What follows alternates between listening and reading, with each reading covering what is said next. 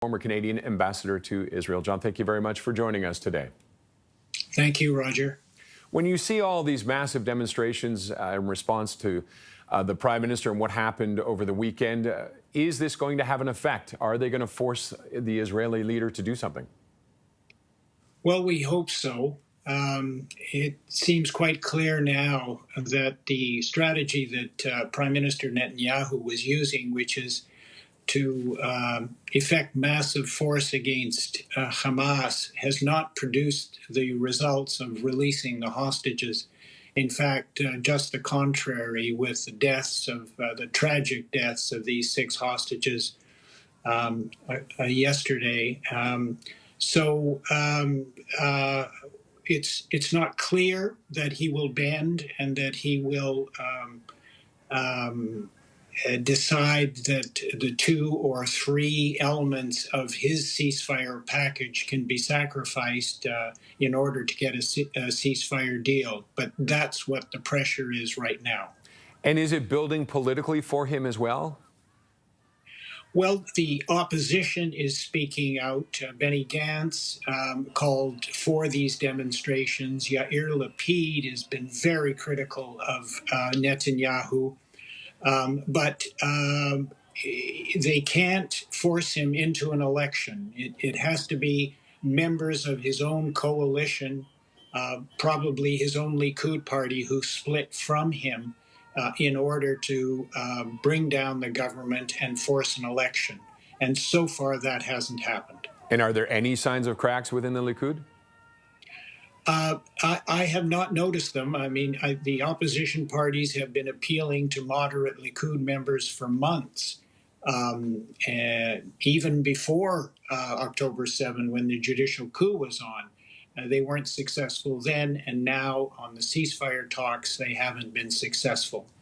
These people apparently want to stay in power and find that more important than prioritizing the hostages at this time.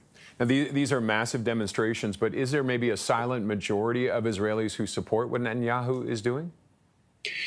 There is a majority of Israelis who support the war, but there's a larger majority of Israelis who want a ceasefire deal in order to get the hostages out. It seems contradictory, but clearly, the largest number of Israelis favor a ceasefire deal to get the hostages out.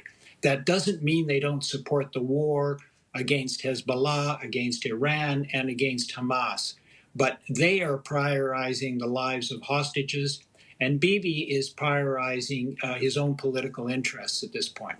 And now we heard President Biden saying it's Netanyahu. But what about Hamas? What is Hamas's role in this? Could they do something different that would bring about a deal? Well, as the Hostage Families Forum has said, we can't rely on Sinwar and Hamas to protect our hostages. They took them on October 7. They killed them brutally a day ago. And so the Israelis and the hostage families have to rely on the cabinet and Bibi to make the deal that will release the hostages. And that doesn't seem to be happening.